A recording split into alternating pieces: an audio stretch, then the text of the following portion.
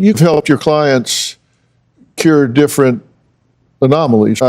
You've helped them cure cancer, diabetes, and suicidal ideation. Yeah, and lots more warts, tumors, liver issues, gallbladder issues. It's about declogging because the ingredients in our foods now, if you look at the ingredients, it's got xanthan gum, maltodextrine, dyes, and these things just simply don't digest. That's a dangerous statement. You just said you claim to help them cure cancer, diabetes, and other things, and you say it's all about declogging. That's absolutely true. You're curing cancer, you're not curing gallbladder disease, you're not curing any of these illnesses. It's really, and you need to go to extremes. You have a balanced diet that's healthy and watch your weight, and you have the results that you're looking for. Unfortunately, what I found was that when you get into this extended juice fasting, you eliminate pounds and pounds of toxic waste. And this stuff we don't know about because we don't do this type of fasting anymore in this day and age. And as we start to digest this old stuff, nobody knows we have it because I had a flat stomach, I wasn't overweight, it just keeps coming. And then my clients, over 250 people as well had it, and it's from foreign protein, that's meat, refined sugars, gluten, all these things that are simply not for human consumption. You say eating fruit is extreme. Now, isn't it extreme to eat chemicals? Desiree, what do you say about this? So I really think that eating fruits is very crucial. It does have a lot of vitamins and minerals that your body needs. So I think it's really important to practice balance. Alternatives, it's really important to get protein, at least see much protein coming from your diet. Yeah. You're saying that you're having nuts and seeds, which is plausible because being on fruits, you're getting protein from fruits.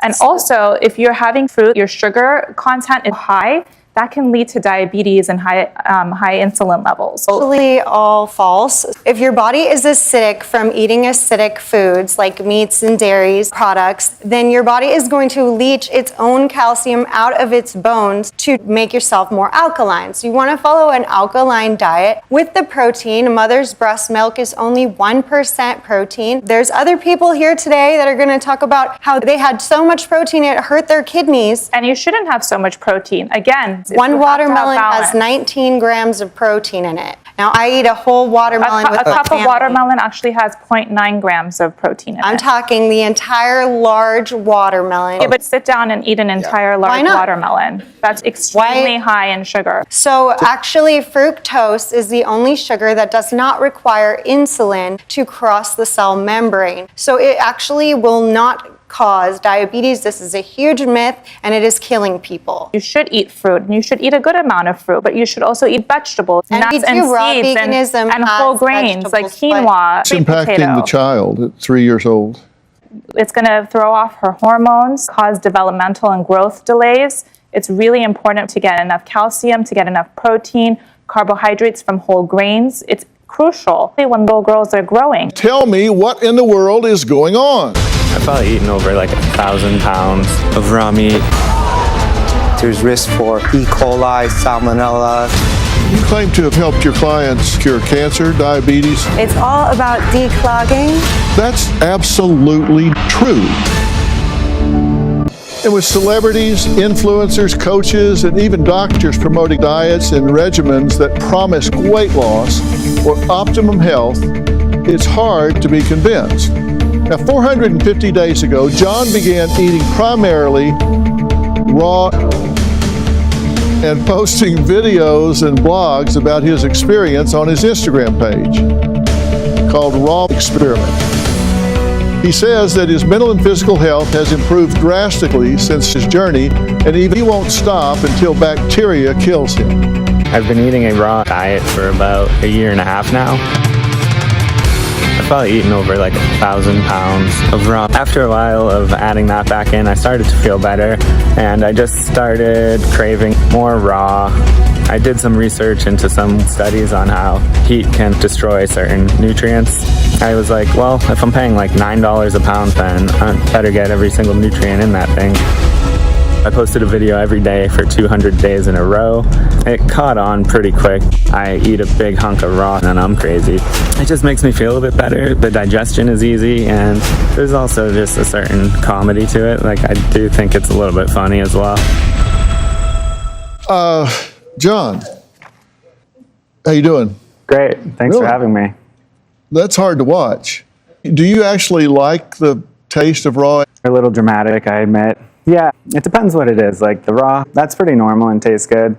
And when it comes to like raw, it doesn't really have a taste. But unless you like add other stuff to it, like spices, eating it plain is kind of just like eating a salad without dressing, I guess. What's that? Yeah, my wife won't even handle raw. I hear that a lot. Do you have a girlfriend? Yeah, surprisingly, yeah. Do you miss her? Yes. Really? Sometimes I need to have a toothbrush in between, yeah, but Yeah. Okay.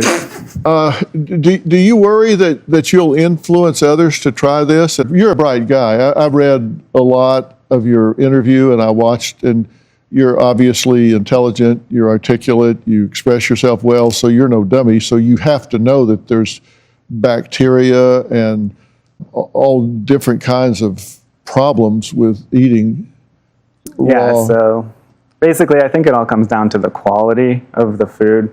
I named the page Raw Experiment, hoping that people see experiment and are like, he's testing this on himself.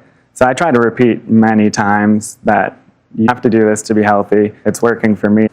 So I think a lot of like the sickness in bacteria and stuff like that, it's coming from the factory farmed animals, because they're conditions that they would never be in nature.